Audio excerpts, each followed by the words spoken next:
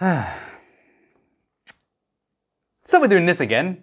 What's going on YouTube? My name is ADCArtAttack and welcome back to a brand new episode of Let's See How Far I Can Take These Challenges Before I Lose My Mind. After the success of my previous video in which we used every blue marker I owned, you commented in the hundreds for me to do this challenge again with a different color. Psst, I know many of you really wanted me to use every marker I owned in one video, but you didn't really want me to use. Wait. Yeah. I just put all of these away. Slowly. You don't really want me to use all of these markers, do you? Right? Just let me find my way in here. So today I'm going off the suggestion as voted for by you on my community post here on YouTube. You guys voted in the thousands, and of course, you chose a color I have difficulty seeing. Fun fact, for some reason, I struggle to identify variants of red. They either appear the same or incredibly blurry. It's always been a pain in the butt. Fortunately, I'm not using another color, as it's even worse to find the edges between a red and another color when touching or overlaying. However, it don't help. This won't be easy. I feel like you guys knew this and did this intentionally. Anywho. Oh, no. Oh, no. This happened last time. Oh. You ever start doing something and think to yourself, this is a really bad idea? This is that idea. I very quickly began to regret my decision on making this video when I started to realize just how many variants of reds I owned. And even when I started to question whether this was a red or not, I still included it. Why did I include it? There's so many. It just never ended. It's still going. I'm pretty sure there's more reds here than there were blues last video. Wow. Controversial colors out the way first. Pink. Pink is just light red, unfortunately. Then we have the browns. Now, not all browns are variants of red, however some are, so I just went with vision and looked at them. If they look red, they're in. Hey look, I'm gonna need some dark colors, okay? Oh, and if you're wondering where orange is, have I not got enough? There's a lot more diversity in the color red than I first anticipated. So, how can we make this more difficult?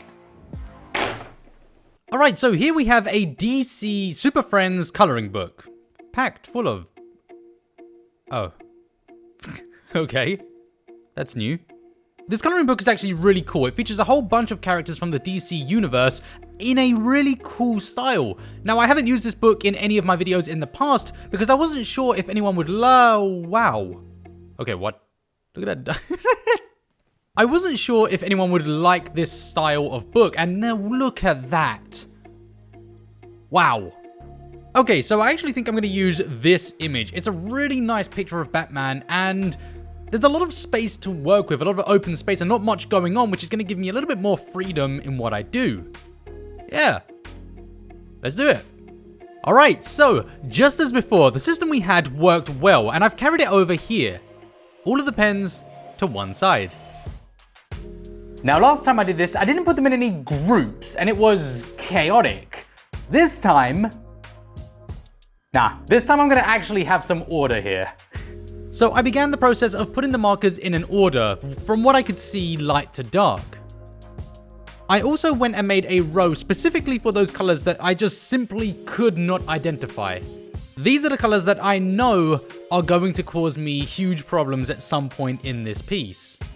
I can't actually stress this quite enough, but this actually took me nearly an hour. This was a very, very long and difficult task.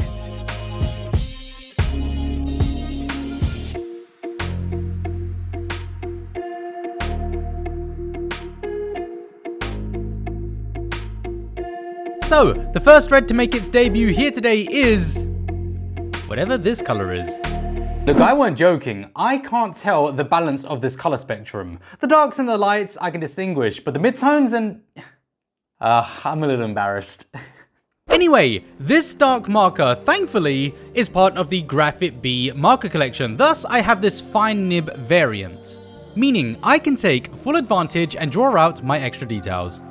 Today's attempt, I've decided to take our first thoughts of this piece and throw them out the window. Literally. When I first look at this page, I imagine a cityscape, with Batman jumping or even swinging high above, as I'm sure many do. Well, I scrapped that idea. Instead, I went for a scene of Batman crashing through the ceiling, falling towards his best buddy in the whole wide world, the Joker. And what I really like about the idea of doing this broken window scene is I'm going to get to mess around with some broken shards of glass. I'm planning on using as many variants as possible when coloring in the glass. It sounds like a really good idea. In my head. Right, with the first marker done, I'm not too happy. This area didn't work out, it was a total lapse of attention, but it makes for a new challenge. It may even change my approach. Anyway, first pen done, let's get back to the colors. So much like the previous challenge, I'm going to be attempting to use all of my dark colors first and on the background. That was quick. So the reason I opted for glass as a very dominant feature in this piece is I saw it as an opportunity to use as many colors as possible. Glass is quite complex, and while I'm completely incapable of precision due to the bleed of this paper, I'm able to throw down any shade of red I like.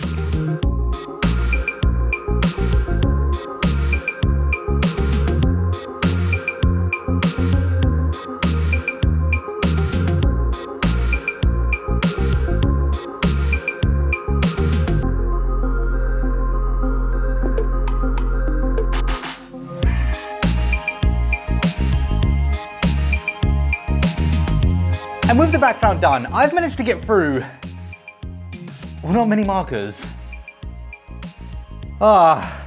Believe it or not, the background was the easiest part, despite being extremely difficult due to the paper bleeding and, of course, so many markers causing progressively more damage. Yeah, I had no idea what I was doing with the hands. This is where we stepped into the colorblindness territory. I quite literally have no idea what colors I'm using. While I can see them, I can't identify much difference, which was a bit of a hit to my ego.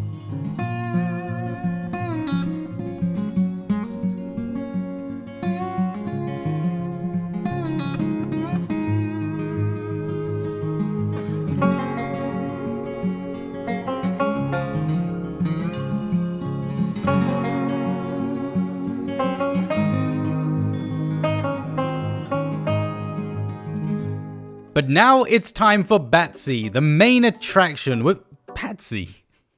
With more than 50 markers remaining, I'm optimistic that I can make this look even worse. What I meant is, I can definitely make this look great. So once again, there's a plan. I'm going to separate the features of the suit by gradients. It's kind of the only thing I can do. I figured that the cape would probably look good with the luminous ones. And yep, I can't resist. I have to change his expression.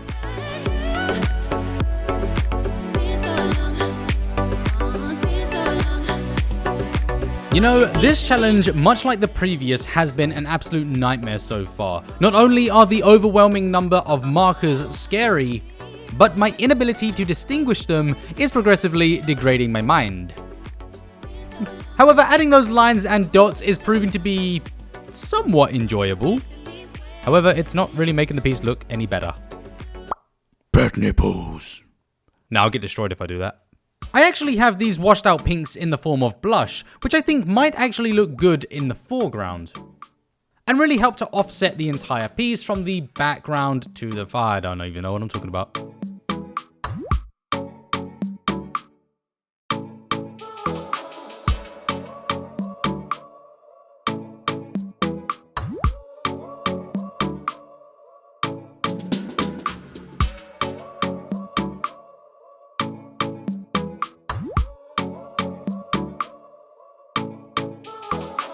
As we start to approach the end of my red journey here today, I want to say I'm feeling relief.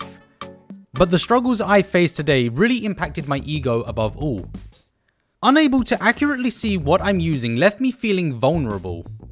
To put this into a video that will be so public, I was genuinely afraid of the response I would get. Then I look back at where the art began and what we were presented with, and suddenly, it doesn't seem so bad.